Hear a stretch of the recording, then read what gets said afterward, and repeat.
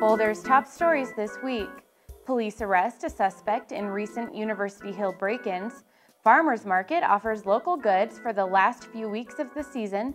And council works to strike a balance between recreation and the environment on Anemone Hill.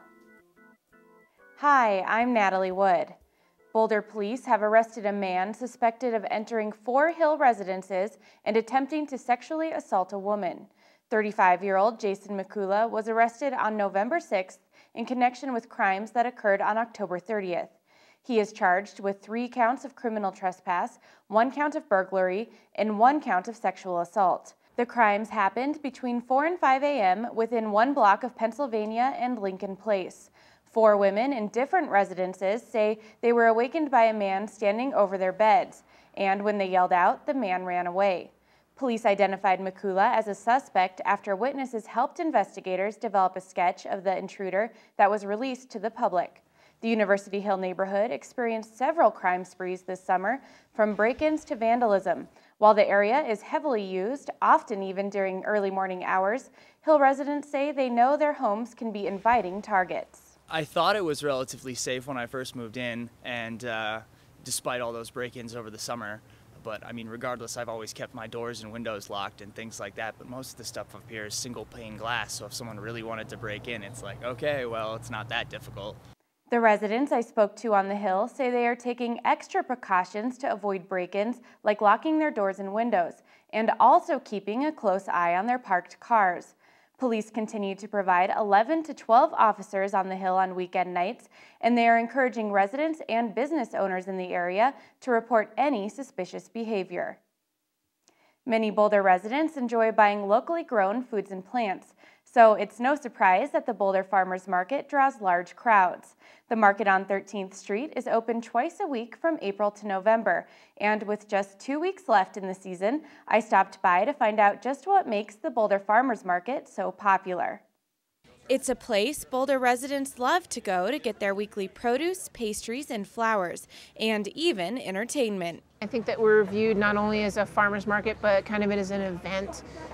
We normally have, balloon guys and live music. We get a lot of local artists who come and they play for free for us. The entertainment you find at Farmers Market is unique to Boulder, just like the many farmers and vendors that set up their tents year after year. Ross says that the diverse products sold at Farmers Market may be the reason why it is one of the largest in the area, hosting up to 10,000 people on a busy Saturday. We get people coming from, Lakewood, Denver, all over to come to this farmers market. I think it's because we have a really large diversity of products here. We try not to overload on one thing or another. We get fruit from the Western Slope. We've got, all kinds of produce from the Front Range. And those locally grown goods come straight from the farm to the stands they're sold at. You can walk up to, any one of these farms and you're talking to the people who are growing that food. It's not a secondhand person. It's not stuff that got shipped in. It's picked, fresh the day before, the day of, brought to the market, and you get to eat it right then. The last day to attend the Boulder Farmers Market this season is November 19th.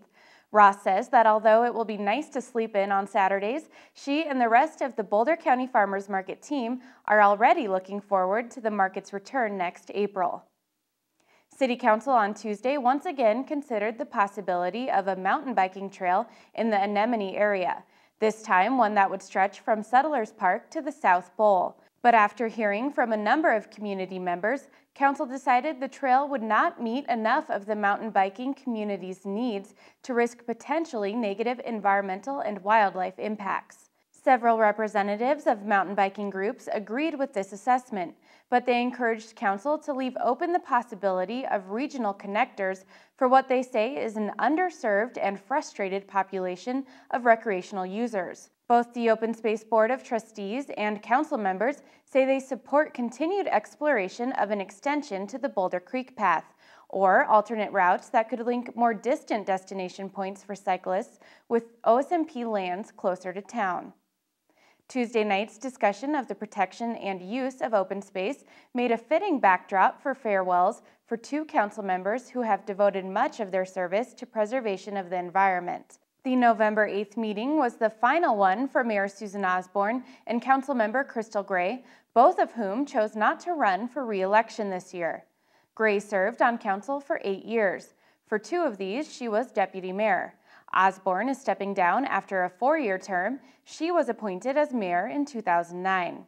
From protecting Boulder's unique natural assets to supporting historic preservation and social sustainability efforts, and even weighing in on more recent issues like the possible creation of a municipal utility, Osborne and Gray have played major roles in accomplishing city and community goals. Both women say the transition is bittersweet and they will miss their roles on City Council, but they are excited to slow down and spend more time with their families. Gray and Osborne say they think Council and the City will be in good hands with new members Suzanne Jones and Tim Plass and a strong staff team. The new City Council will be sworn in on November 15th. That's all the time we have for this week. You can connect with Inside Boulder News on Facebook by submitting news tips and questions. Just search for City of Boulder, Channel 8. I'm Natalie Wood. Stick around for more Inside Boulder next.